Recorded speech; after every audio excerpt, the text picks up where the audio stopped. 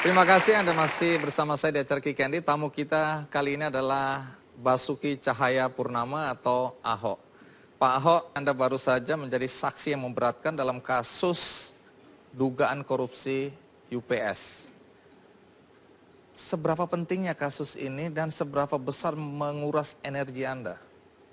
Nguras energi sih enggak ya sebetulnya. Saya sih santai-santai aja. Tapi ini kan kesannya Tapi kalau berlarut-larut. penting itu penting sekali. Kenapa penting?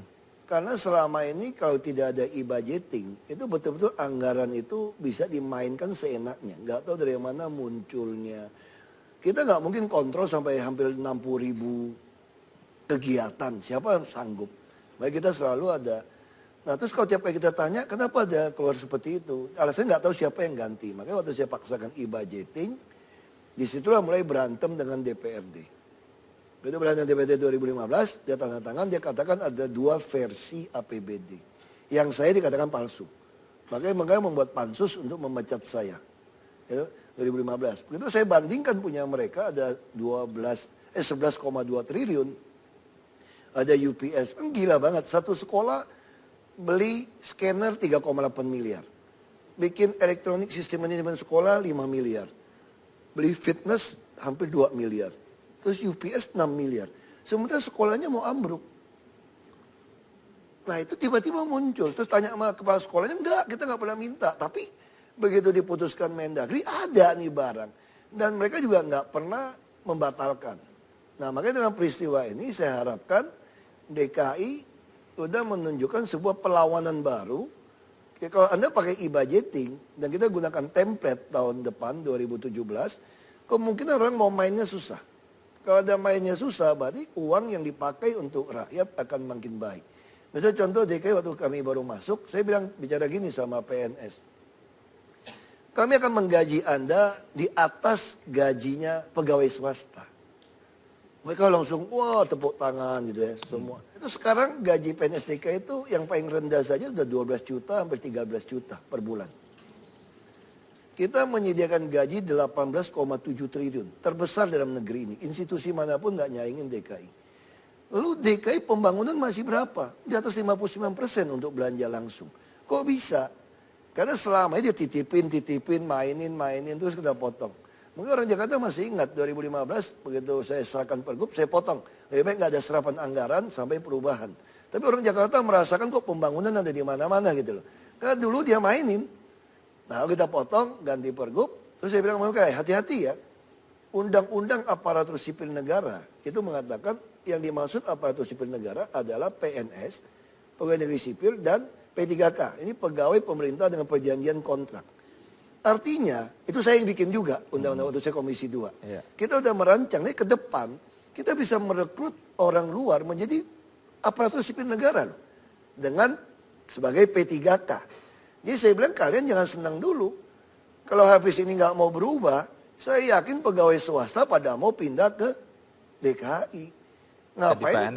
Ya ngapain piara kalian 18,7 triliun? Saya ngarapin bisa dipecat-pecat setengah kan lumayan dari duitnya. Ya makanya sekarang kita bikin. Nah sekarang saya lagi merancang lagi bagaimana sistem untuk menilai dia mendapatkan tunjangan kinerja daerah ini. Saya sebetulnya bukan orang yang nggak manusiawi, saya sangat manusiawi sebetulnya. Cuma Anda salah paham aja, kayak dipengaruhi teman saya tadi. Masih soal kesalahan-kesalahan Anda deh. Belum puas. Gak apa-apa, saya juga sengaja datang, puas-puasin, cari aja semua saran saya dah. Jawab sampai puas gitu loh. Saya juga sengaja datang nih. Baik, kebijakan Anda sebagai gubernur sering membingungkan. Kata siapa? Kata saya barusan. Misalnya, ketika Anda melarang billboard untuk iklan-iklan rokok. Padahal semua orang tahu pendapatan dari billboard semacam itu cukup besar untuk Jakarta. Kenapa Anda larang? Karena hasil kajian, mau di WHO, mau di manapun, biaya orang terkena efek dari rokok ini jauh lebih besar biaya yang dihabiskan daripada iklan yang kita dapat. Saya khawatir anak-anak pemula waktu lihat iklan, dia pikir ini sesuatu yang baik. Rokok tidak dilarang. Tidak dilarang kok. Tapi bagaimana caranya jangan sampai anak-anak melihat iklan lalu persepsinya salah. Tapi kalau setelah dia dewasa, dia memutuskan, saya pengen ngerokok aja lah. Toh yang mati juga bukan saya, bisa teman saya yang mati yang nggak ngerokok sebelah saya gitu kan. Itu haknya dia gitu. Tapi kalau Anda mau mati sendiri ya jangan ganggu orang lain dong. Kayak di bus, di mana, tempat umum. Nah itu yang kita larang. Dia bukan arti, terus bagaimana penghasilan kita? Tuh orang sakit juga kita tanggung, kalau dia sakit produktivitasnya juga turun. Kalau dia turun, pajak yang dia bayar juga turun. Jadi mendingan orang sehat kan. Jadi udah kalau ngerokok yang ngumpet sama satu geng di halaman dia di mana gitu. Nggak usah iklan-iklan lah di tengah-tengah gitu. Orang mah nggak usah iklan juga beli tuh rokok. Ngapain repot gitu loh. Alasannya kelihatannya bisa masuk akal ya. Tapi yang kurang masuk akal ketika Anda bilang jual minuman beralkohol, bir di DKI harusnya dibolehkan. Ya karena memang itu perda kita mengatur. Saya taat sama konstitusi. Bir itu di bawah 5%. Saya belum pernah lihat orang tuh mabok minum bir. Oplosan yang mabok. Kalau kita suka nonton film-film Hollywood, kisah-kisah Al Pacino gitu ya, Godfather gitu ya. Di Chicago, dulu tuh banyak sekali gangster itu gara-gara bir dilarang. Makanya semua orang masukin ke mobil, jual, bunuh-membunuh, jual bir. Ada nonton film Godfather. Justru di situ banyak oplosan, banyak orang meninggal. Ketika dilegalkan tidak ada itu, orang juga sadar kok beli mesti umur 17, diawasin. Orang kalau susah kencingnya suruh minum bir kok. Lagi pula kami DKI ini punya pabrik bir loh. Nah itu. PT Delta itu punya DKI. Orang kemudian menganggap saham. bahwa ada konflik kepentingan. Enggak dong, Anda menolak itu bir tanya sama dilarang. Pak Ali Sadikin, Pak Ali Sadikin yang bikin tuh, aku juga nggak tahu. Tahun 60-an apa berapa buka pabrik bir itu. Jadi tidak ada konflik kepentingan di Iya, sini. dan DPRD semua tahu tuh. Pada kunjungan kerja berapa kali. Sekarangnya pura-pura ributin bir sama gue. Lu juga udah tahu. Ya, masuk yang partai-partai bawah agama juga tahu semua kunjungan kerja semua dari dulu. Baik, sebelum kita lanjutkan tentu kita ingin tahu pandangan warga tentang kinerja gubernurnya. Ini dia pandangan mereka.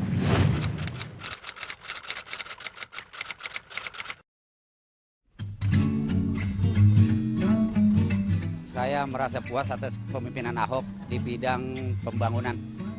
Terutama sekarang banjir sudah berkurang. Kedua, di bidang infrastruktur jalan sudah lumayan, sudah ada, maksudnya sudah masuk ke kampung-kampung sudah ada. Bagus. Kalau saya rasa puas, cuman ordernya kurang lama. Ya, itu hanya masanya karena belum terrealisasi semua. Kurang puas juga sih. Kenapa ini ya? Jalan masih macet. Ya gimana ya, kayak Metro Mini, Kopaja masih ugal-ugalan di jalan gitu kan. Peraturannya belum dipatuhi gitu. Puas sekali. Banyak perubahan dan kebijaksanaan yang diterapkan itu berjalan dengan lancar. Buktinya pasar-pasar yang dulunya kumuh sekarang jadi rapi. Terus jalanan yang dulunya banjir sekarang enggak, sampah-sampah bersih di mana-mana. Setelah banjir misalnya sungai banjir gitu ya, di pintu-pintu air itu sampah langsung dibersihin setelah banjir. Kalau untuk kepemimpinan Ahok saat ini saya merasa tidak puas. Terutama saya berpikir, saya sendiri kan pedagang kaki lima itu merasa tersingkir dengan adanya kepemimpinan Ahok. Terutama di wilayah Tanah Abang ya. Mereka yang selama ini biasa berdagang di sana, walaupun dengan ada mereka merapikan pedagang kaki lima, saya rasa pedagang kaki lima itu masyarakat yang paling ibaratnya mereka mencari penghasilan itu dari harian, bukan bulanan.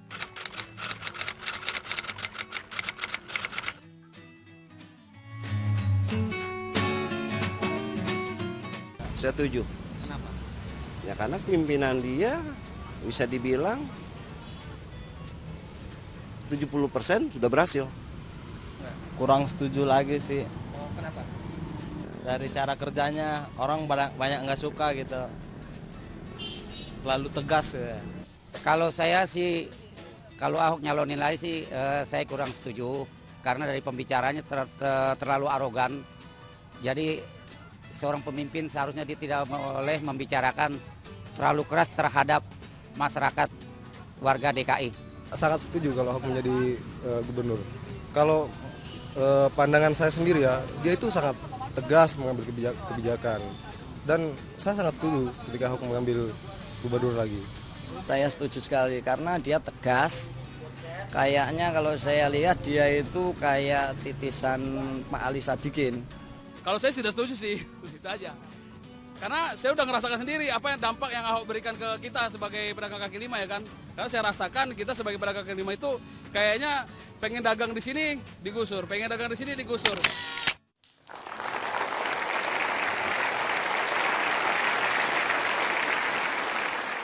Menarik.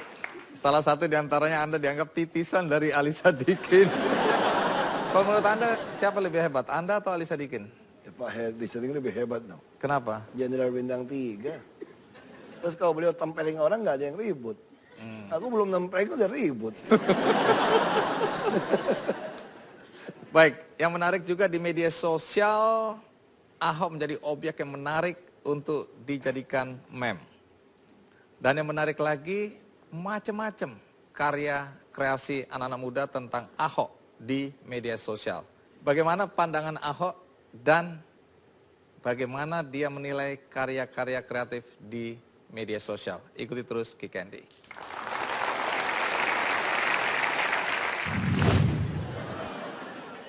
Captain Jakarta, komentar Anda apa ini? Anda cocok atau kurang? Kayaknya cocok juga ke Gari Gaju.